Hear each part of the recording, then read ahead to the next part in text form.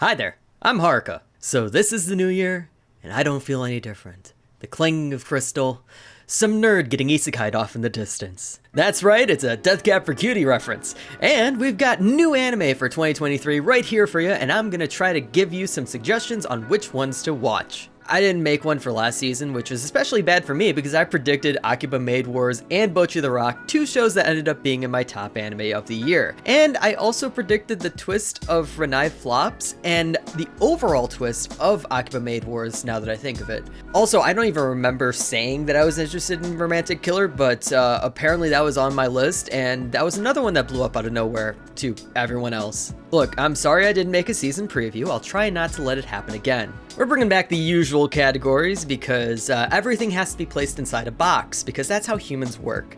Shows other people like and I probably won't watch, shows I might watch because it looks cool, shows I know nothing about beforehand but am now very interested in, dumb shit I will watch because I am that guy, and the shows I'm really excited for and I'm suggesting to you, the audience, to watch. Are you ready? Because I'm not going to start unless you're ready. Just kidding, I don't care. We're moving! Shows other people like. We've got sequels. Vinland Saga Season 2. Apparently this season starts exactly in the year 1000 AD, so here's some fun facts about that year. This was the year that Murasaki Shikibu began writing the classic Tale of Genji. Much like this past December, the Iberian Peninsula was still dominated by the Moors, who had the biggest city in the world in Cordoba with 450,000 residents. I did so much research, I don't know if Moors is derogatory. This was the year the city of Babylon was abandoned. I don't know what that means, I just read it, I guess everyone just sort of left. And in Europe, the city of Oslo was founded in Norway, Leif Erikson arrived in Newfoundland, and a unified kingdom of England was formed. And that last note is actually what this show deals with, I think. I don't know, there's a bunch of Vikings, and the summary says something about a king of England. And while they got the name right, he would have been only about, 10 in 1000, and he wouldn't officially win the throne until 1016. I'm going to stop now because medieval history gets incredibly confusing very quickly. Tokyo Revengers Season 2. I have no interest in this show. Some people do. There's also a completely separate show called Revengers this season, so I guess if you like Tokyo Revengers, make sure to watch out for that. Bungo Stray Dogs Season 4. Yet another show I don't care about, but it's the first new season of it since 2019, so I think that there's going to be a lot of people who are very excited about it. It also has the problem of using names of real-life people, leading to my attempted rationalization of who these characters are. You got Dostoevsky, Agatha Christie, Edgar Allan Poe, and the namesake of the best Ukrainian punk band you will ever know, Nikolai Gogol. I'm mostly annoyed that there's no Emily Dickinson, who is a contemporary of most of the random authors in this show. This just sounds like JoJo's, but with late 19th century authors instead of late 20th century musicians, which is even more reason for me not to watch it since JoJo's is against my religion. Danmachi Season 4 Part 2. I tried watching this and stopped before the start of the second season. Nothing personal, I just never got around to it. I've already wasted way too much time digging into the real-life analogs of two of these shows already. I'm not going to be dragged into the absolute madness that is this show's mythology. Trigun Stampede. I've been suggested the original so many times, but I repeat, I do not care about big ol' explosions and the general angst of shows like this. But the fun for me is going to be watching all of the anime purists who swear by the original, complaining about the cel-shaded CGI animation they're using for this show, which I'm a bit back and forth on it because it might just be my own bias, but I do not think it looks good. But at the same time, this comes from Studio Orange, who are known for being the exception to the rule when it comes to CGI anime. They've made Beastars, Hoseki no Kuni, and those looked really good, especially that second one, which I'm not going to say again because I'm so surprised that I got it right the first time. Oyukiumi no Kaina. Speaking of CG anime, this is an adaptation of a manga by the same author who wrote Sidonia no Kishi, another one of those rare, highly rated CG anime, although I prefer the song. It's the same studio, same CG style, and it's got some Nausicaa vibes where it's a world that feels very post-apocalyptic. I think that there will be some people who will be really interested in it, or we just won't hear about it again, and that's fine too. Ito Junji Maniac. Studio Dean is making adaptations of 20 of Junji Ito's stories. I have never read any Junji Ito because I am a fucking coward. The only two things I personally need to know about Junji Ito is that one interview with him where he talks about being a dentist and calls the one cat anime very scary. Then that one video for Unlocked where Zell says, "Oh shit, we're in a Uzumaki world right now." Take It Back also happens to be my favorite track from the record, so I mean, matters. Shows I'll probably pay attention to. Sequels. Agretsuko Season 5. I have completely lost track of this show. I think I watched season 2, and I tried starting to watch season 3, and it just never got around to, like, doing anything about it. It's not like it's gotten any worse from as far as I could tell. If I can get Tiger Woods PGA Tour 06 working on my computer again, like the last time I watched this, then I'll watch it. But, you know, please, if somebody can tell me how to fix, like, the compatibility and, like, make sure that it can actually install and play on my computer, I'll watch the entirety of Agretsuko. Misfit of Demon Academy Season 2. I still haven't watched the first season, but I've heard so much about this show. It is probably one of the greatest deconstructions of the overpowered protagonist isekai anime. Did you think killing me would make me die? Goku Shifudo Season 2. The first season was a bit of a disappointment with its lack of visual elegance, but the jokes still work, so I mean, you know, fun to watch. No thinky stuff. Bofuri Season 2. The first season was a moe smash hit. For those who haven't seen the first season, please do. I think she's turned into an eldritch horror by the end of the first season, so it should only get even more stupid, which means more fun. Now for an original, Kaiko Sareta Ankoku Heshi Sanjudai no Slow na Second Life. Now, you hear the term slow and second life and think you know what this is going to be about. A calm isekai where some dude or dudette uses magic to do slice of life shit. Wrong! Sorta. This is actually about a guy, Daryl, who was raised by the Demon Lord, but was finally fired from the Demon King's army at around 30 because he could never actually use magic. While what comes after might just be a generic fantasy isekai type beat stuff, I really just want to see the first few episodes just to know the process of how this happens. Like, what does he even put on his CV? Can he use his brother, the new Demon Lord, as a reference for a job in the realm of man? Yes, I, the leader of the evil army that is trying to destroy your village, am writing to you today in order to tell you that my brother and former subordinate, Daryl, is a fierce worker and all-around pleasure to work with. Despite his lack of magical aptitude, I know that we wouldn't be in the position we are now, poised to destroy your human world, without his support from behind the scenes. I ask that you consider him for his new position of cashier. Ningen fushin no boukensha tachi ga sekai wo suku yo desu. You know that one character archetype that is like, I hate everyone, humans are evil, but I do what I have to in order to save their ungrateful asses. Well, imagine an entire show about a bunch of those people forming a group where they just complain about how they were betrayed. I forgot why I added this show here because reading further, this looks real shallow. It's a traditional fantasy shonen that is trying way too hard to be edgy. Also, the thing that just threw me off is that while the synopsis says that the main character Nick is tossed from his old party due to false charges of embezzlement, his actual character page says that they really hated him because he was too smart to be an adventurer. And that's the kind of self-important navel-gazing I expect from an isekai or isekai-adjacent show. Moving on from isekai adjacent to just a straight up isekai, Tondemo Skill de Isekai Horu Meshi. This is one of those slow life ones I mentioned where the protagonist is someone who gets some skill that is useless in combat but very fun for a slice of life. So this guy, Mukuoda, can essentially access a normal supermarket from wherever he is, and he makes food, because obviously. Anyway, his ability to cook gets him a contract with a demon wolf, and now it's just Spice and Wolf, where Hollow isn't a waifu and is, in fact, a literal giant wolf. Kubo-san wa mob wo yurusenai. Okay, enough isekai. I don't want to be transported to a fantasy world to get my wish fulfillment. All I need is a cute girl trying to make me feel better. This is the story of Junta Shiraishi, and how completely forgettable he is as a person, and how one day, cute girl Nagisa Kubo decides to mess with him. It's a cool girl anime, plain and simple. I made a video about the manga that this movement has developed out of. Shows I know nothing about, but kinda wanna watch. Rougo ni sonaete isekai de hachi manmai no kinka wo tamemasu. Speaking of wish fulfillment, this is about what if you're rich? Basically, Mitsuha gets isekai'd, but only halfway? Like in Princess Bride, where half dead means you're half alive. So she's just able to go between the isekai world and the real world, just like because. Her goal in this show is to get 80,000 gold coins so she can retire and not deal with this shit.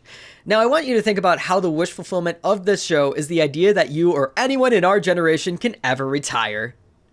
Spy Classroom. Since the real world is so terrifying, let's go back to high school. Except this high school is about turning kids into spies, your classic anime child soldier type beat. So the main draw here is the character design. It might be similar to a lot of other shows, but there's nothing wrong with using what's worked. The girls are cute. But I'm interested in why the anime is listed as harem, while the light novel and manga are not. Is this man, Klaus, supposed to be the protagonist? I thought it was this girl, Lily, who is clearly listed as the protagonist and is on every single cover. It's being made by Studio Feel, who may have shed their trashy roots, but I remember Bikini Warriors. Nier Automata version 1.1a. So, I'm serious when I say I know nothing about this show. I never even got close to finishing Nier Automata because I'm not a fan of the playstyle and my ability to withstand existential philosophy has dwindled over recent years. But also there's just very little information that I could find that pins down what this is going to be about. Like, they even said that it's not going to be like any of the different endings that you can get with the game. And so now, instead of talking about 2B's ass, I'm going to inform you that apparently she was designed specifically with the intention of her being 16. You sick fucks. Actually, it's the game devs who are the sick fucks. Sundari Akiyaku Reijo Liselote to Jikyo no Endo-kun to Kaisetsu no Kobayashi-san. This is Sunlise for short, which thank Haruhi, there's an option for that. Look, this is just like any other villainess story in the modern boom of stuff like that, except this time, there's commentary. It's this weird near isekai where two people from the real world, Endo and Kobayashi, are training to be broadcasters in high school and are commentating over some otome game. And somehow, these otome game characters can hear their commentary, and that changes the result of the game. And they're mostly trying to help like the villainess because she's just a massive tsundere. As someone with a sports broadcasting background, I find this concept incredibly interesting. And it's being made by the Modern Tezuka Productions, who's done surprisingly well for themselves in the past few years with the first season of Quince, Adachi Toshimamura, and even Kanojo mo Kanojo was a good time. Koori Zokuse Danshi Toku Doryo Joshi. This is hopefully gonna finally be that adult rom-com that I think everybody's been waiting for since Wotakoi, you know, with characters that actually look like adults. Himuro is basically a Yuki Onna, except a dude. So he's got them Elsa ice powers that go out of control whenever he thinks too hard, and it's on Fuyutsuki to help him out. Fuyutsuki, I'm pretty sure, doing this offhand, not checking my work here, I think her name literally translates to Snow Love. So, you know, that's the subtext in this show. I'm just hoping that the weird filter in the trailer is just for the trailer and the actual show looks good, because if it does, it might slap. Now for dumb shit I will watch because I am that guy. There's only one sequel here, Shinka no Mi Season 2. I've heard a lot of people who are kind of pissed at the way this show worked, but I think they're missing the point. It's trash. There's nothing more you need to think about it. But I also really liked this small development near the end of the first season and also kind of throughout that made it look like there's gonna be some really actually interesting plot coming up soon. The whole problem with it being like, oh, you know, he was apparently subhuman, so he had to be evolved. I think that they may have said he's already thrown away his humanity, and so he didn't evolve into a human, he evolved past it or something like that. I think that there's something there's something hiding in here, and I really hope that they explore it. They probably won't, but maybe we'll get more animals turned into cute anime girls. Ino ni nattara suki na hito ni hirowareta. I don't care what you think, I'm calling this an isekai. Some simp gets turned into his queen's dog and he's into it. This also has an ecchi tag, and before you say that's weird, I want you to think about how often you've changed in front of your pet. So we're gonna get a lot of that. Oni-chan wa oshimai. So I read some of the manga for this. I actually considered adding it to a trash manga video, but figured I'd read enough similar stories to make a separate video about this genre. The genre being genderbender. So there's this NEET who lives with his little sister who is kind of like Hakase from Nichijou, except old enough to be horny about everything, which fits right in because the guy specifically loves to play eroge. Anyway, the sister turns her brother into a girl, and so now they all have to figure out how to deal with any of this. Look, I just think it's a fun story that in no way says anything about my taste. Ayakashi Triangle. So this is about a dude who is turned into a girl by a cat demon, and now his childhood friend is coming to terms with the idea that she's gay. Look, honestly, this thing says ecchi. The idea of a genderbender manga always leads to some weird ecchi shit. I'm here for that. It seems like there's supposed to be some action in it, but I don't care. This is written by Kentaro Yabuki, the dude behind the ecchi classic To Love Ru. He at least did the art for To Love Ru anyway, and he did all of it for Black Cat, which was seen as a classic, so I don't know, we'll just see what happens. Bokuto Roboko, a muscular robot maid. Yeah, that's it, that's all I have to say. Shows I'm very interested in, and I'm suggesting to you, the audience. There's one sequel, Nagatoro Season 2. Despite all that it looks like, Nagatoro isn't just about a humiliation kink, it turns into a genuinely beautiful relationship, and this is the season where I think that gets turned up to 11. I cannot recommend it enough. This is a really good show, it's a fun manga, and it's being made by OLM, who have been at the top of their game recently. Otonari no Tenshi-sama ni Itsuno Manika Dame Ningen ni Sareteita Ken. Speaking of studios hanging out at the top of the table, this is Project Number 9's latest light novel adaptation. Starting from 2021 with Jakukara Tomozaki-kun, this studio has not missed. Higehiro, Koisekai, and Surekano have all been absolute banger romance anime, and even the one that I didn't mention, Sachiku-san, has rave reviews as a comfy show. This one should be similar to Higehiro, in which after helping out his classmate next door, the main character finds himself receiving support from her, both emotionally and with her doing chores. There's nothing revolutionary or different being done here, but the light novel is so highly ranked on Mal that it seems like it's doing something right.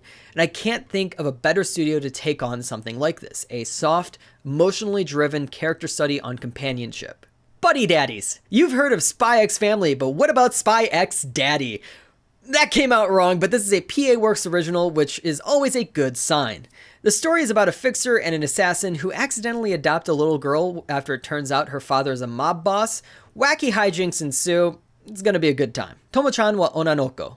I've never actually read this manga, but I know all about it because it has my favorite thing, a romantic tomboy protagonist. Tomo-chan has been best friends with Jun her entire life to the point that she's just one of the guys, except she doesn't want to be one of the guys, she wants to be Jun's girlfriend now. As I said, I haven't actually read this, but there's this one person on r/manga who insists on colorizing every single chapter, so I've seen a bit of it. I think it's gonna be fun, but it might hit a snag if things feel too static in the relationships. It's a pitfall in a lot of stories like this, so I'll just stay hopeful it doesn't do that. And finally, Tensei Ojo to Tensei Reijo no Maho Kakume. We are living in a revolution, nay a golden age of Yuri anime right now, and this is the big boy this season. It's a pseudo isekai where there are past lives, but they're still within the fantasy world. Anyway, this is the story of two girls rejected by their kingdoms trying to find new ways to use magic. And also they fall in love. Look, I don't know much except it's a favorite among the Yuri community, so I'll just see where it goes. I'm gonna trust them. And, you know, let's see what happens. I want to, look, do it, you know, do it for the gays. That's all for now. Hope you get something that you want to watch out of this. I've got my 2022 an anime video coming next week, so look out for that. And any other videos after that are still very much in a I don't know basis. I'm going into my final semester of film school. I got to focus in on that. And then I got other stuff. Like, I'm planning on writing 2 feature films over the next few months. At the same exact time, and also a hour-long pilot episode for a show. So, and only two of those are for a class. So yeah, let's just thank you for watching. I'm still here. I just have things I gotta do. If I were paid, it'd be a whole different story. Thank you. I did everything you told. Worn me down to my knees. I did everything to please, but you can't stop thinking.